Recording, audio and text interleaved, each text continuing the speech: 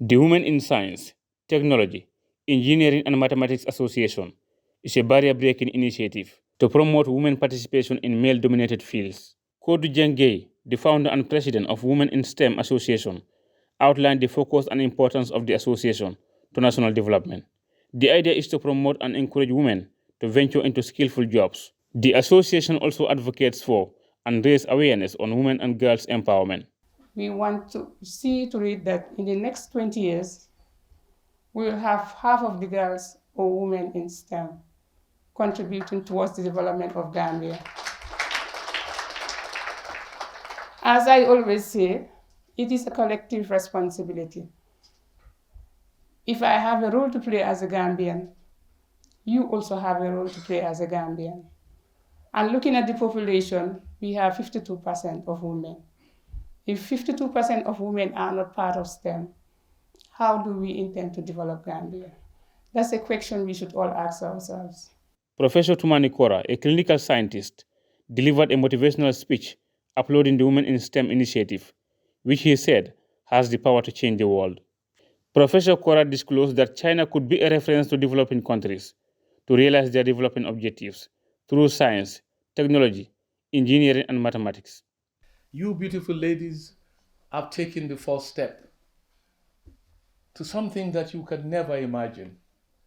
You would grow the young ones, and they will change the face of STEM in Gambia and in Africa. This is what the Gambia is crying out for. People tend to want to take what I will describe as the easier course, the arts, the commercial subjects. But all of them depend on technology. A great accountant depends on technology to do their work. A lawyer depends on what has been documented and stored on a computer, and their knowledge to access it is important. You, the people in STEM, are the future leaders, the innovators, the people who will change this world. Aishatu Jah, an IT engineer, was the guest speaker for the launch ceremony. She informed the gathering that science and technology is the sustainable way for development that women should explore as men do.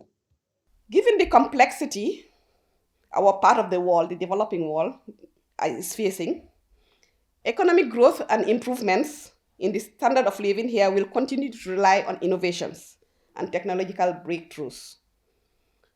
Such revolutions can only happen if we get women who constitute 50% of the population to actively participate in STEM.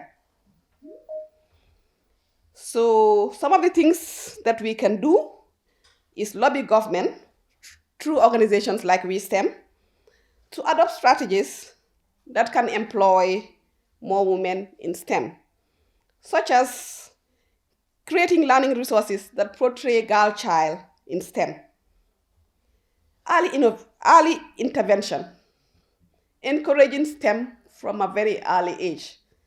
Professor Pierre Gomez, Minister for Higher Education, Research, Science and Technology, said this is in line with the strategic actions of his ministry in promoting science and technical knowledge for sustainable development. The ministry is currently working on decentralizing Tibet education, in which innovation hubs will be institutionalized across all regions of the country, in which women and girls will be given more priority.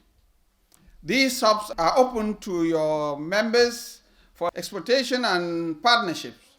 And I am glad to report to you that the ministry plans to hold a National Innovation Week this year, a platform that will open doors for new technologies, inventions, and careers for Gambians, particularly women and girls, as they are crucial for promoting economic growth and productivity. Various women professionals in the science and technology domain shared their experiences, the struggles and the achievements to inspire others. The ceremony ended with an exhibition of the work of young Gambians showcasing their talents. Ibrahima Jallo, GRTS News.